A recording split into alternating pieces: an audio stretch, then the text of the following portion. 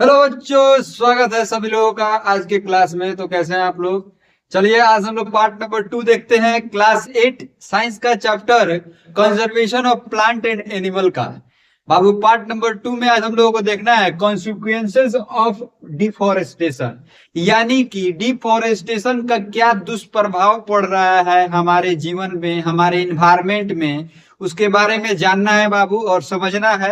तो चलिए क्लास को शुरू करते हैं। आप लोग लास्ट तक जरूर बने रहिएगा बाबू, और चैनल पे नए नए आए हैं तो चैनल को सब्सक्राइब जरूर कर दीजिएगा बाबू, और बेल आइकन को जरूर दबा दीजिएगा, और फेसबुक पर देख रहे हो तो पेज को फॉलो कर लीजिएगा बाबू। चलिए क्लास शुरू करते हैं बाबू, ध्यान दीजिएगा। कॉन्सिक्वेंसेस ऑफ डिफोरेस्टेशन का मतलब होता है कि वातावरण यानी कि हमारे जीवन में, हमारे इन्वायरमेंट में डिफोरेस्टेशन का क्या दुष्प्रभाव पड़ रहा है उसके बारे में जानना है। दुष्प्रभाव मतलब हुआ, एक होता है अच्छा प्रभाव, एक होता है दुष्प्रभाव, यानी कि मतलब हानि बोल सकते हैं। हमारे एनवायरमेंट में क्या हानि हो रहे हैं डिफोरेस्टेशन से, उसके बारे में जानना है। तो बुआ समझिएगा, पहला नंबर पॉइंट यहाँ पे लिखा हुआ है, sorry, the consequences of deforestation are, बोल रहा है कि जो कॉन्सिक्वेंसेस ऑफ डिफोरेस्टेशन होता है वह निम्न दिए गए हैं नीचे 1 2 3 4 5 6 तक करके नंबरिंग में। तो ध्यान दीजिएगा, पहला नंबर क्या बोल रहा है, इंक्रीजिंग इन द टेम्परेचर। बोल रहा है कि डिफोरेस्टेशन होने से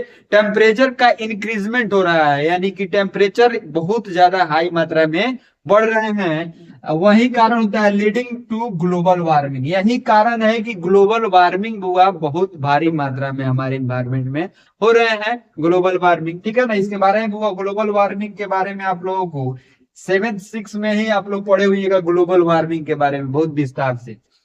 वह टेम्परेचर जो बढ़ रहा है हुआ वही कारण है ग्लोबल वार्मिंग का। चलिए दूसरा नंबर पॉइंट देखिएगा, increasing level of carbon dioxide in the air. बोल रहा है कि हमारे एयर में कार्बन डाइऑक्साइड का हुआ मात्रा क्या हो रहा है, बढ़ रहा है डिफोरेस्टेशन की वजह से। यानी कि ज्यादा हम लोग पेड़ पौधा काट रहे हैं, इसके कारण से हमारे इन्वायरमेंट में कार्बन डाइऑक्साइड गैस का लेवल क्या कर रहा है, अप हो रहा है, यानी कि बढ़ रहा है। ठीक है, तो यही कारण होता है। तीसरा नंबर पॉइंट देखिएगा, decreases in the underground water level. बोल रहा है कि डिक्रीजमेंट हो रहा है अंडरग्राउंड वाटर लेवल में, यानी कि जो अंडरग्राउंड वाटर है हमारे धरती के अंदर उसमें डिक्रीजमेंट हो रहा है। सबसे बड़ा कारण होता है बुआ डिक्रीजमेंट का, ये पेड़ पौधा का कटाई। ज्यादा पेड़ पौधा काटेंगे, बारिश नहीं होगा, बारिश नहीं होगा तो बुआ धरती पे पानी नहीं गिरेगा, धरती पे पानी नहीं गिरेगा तो अंडरग्राउंड वाटर लेवल मेंटेन कैसे रहेगा? धरती पे पानी जाएगा तबे ना लेवल रहेगा। चलिए अब हम लोग समझते हैं बुआ, यहाँ पे चौथा नंबर लिखा हुआ है फ्लड। डिफोरेस्टेशन के वजह से मुख्य रूप से बुआ फ्लड बहुत भारी मात्रा में आते हैं। मान लीजिए आप लोगों का गांव में, आप लोगों के गांव में एक नहर है, नहर नाला जो देखते हैं, नाला बड़ा बड़ा नाला जो नहर डैम वैम बना रहता है, उसके किनारे पे देखिएगा बहुत भारी मात्रा में पेड़ पौधे लगाए रहते हैं। वही पेड़ पौधा हम जाके काट लिए, पूरा पेड़ पौधा काट दिए लाइन से। अब आया उस डैम में पानी छोड़ा गया, डैम का बांध क्या हुआ, टूट गया, टूट जाता है, बाढ़ चला आता है। तो सबसे बड़ा कारण क्या हो गया, डिफोरेस्टेशन हुआ कि नहीं? तो वही बात हम समझाने का प्रयास कर रहे थे आप लोगों को। सॉइल इरोजन हो रहा है डिफोरेस्टेशन की वजह से। मिट्टी का कटाव भी भारी मात्रा में हो रहे हैं डिफोरेस्टेशन की वजह से ही। ज्यादा से ज्यादा हम लोग पेड़ पौधा काट रहे हैं, इसलिए मिट्टी का भी कटाव ज्यादा से ज्यादा हो रहा है। जैसे अभी एग्जाम्पल हम जो दिए हैं उसमें सॉइल इरोजन का ही क्या होता है, भारी मात्रा में सॉइल इरोजन हो जाता है, इसलिए फ्लड आ जाते हैं। बांध जो होता है ना, मतलब नाला का जो डोरेड़ी जिसको बोलते हैं हम लोग, वह डोरेड़ी क्या होता है, टूट जाता है और फिर से उसमें पानी भारी मात्रा में आ जाते हैं।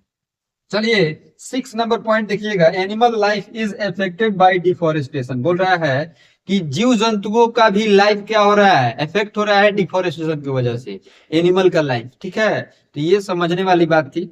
चलिए बाबू, उम्मीद है कि आप लोगों को बहुत बढ़िया से ये क्लास क्लियर हुआ होगा, और कोई भी पॉइंट में दिक्कत है, सारे पॉइंट को हम क्या करेंगे, डिस्क्राइब करेंगे अच्छे से। ठीक है ना, तो उसके बारे में टेंशन नहीं लेना है। आज हम लोग देख लिए कि 6 पॉइंट होता है, 6 मतलब जो पॉइंट मुख्य पॉइंट है उसके बारे में देख लिए।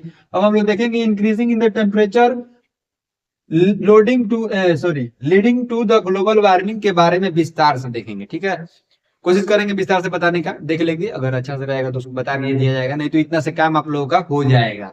तो चलिए बाबू, क्लास कैसा लगा इसको कमेंट जरूर बताइएगा। कोई दिक्कत परेशानी हो तो कमेंट पूछ लीजिएगा। मिलते हैं अगली क्लास में, तब तक के लिए आप अपना बहुत ख्याल रखिएगा। बाय बाय बाबू।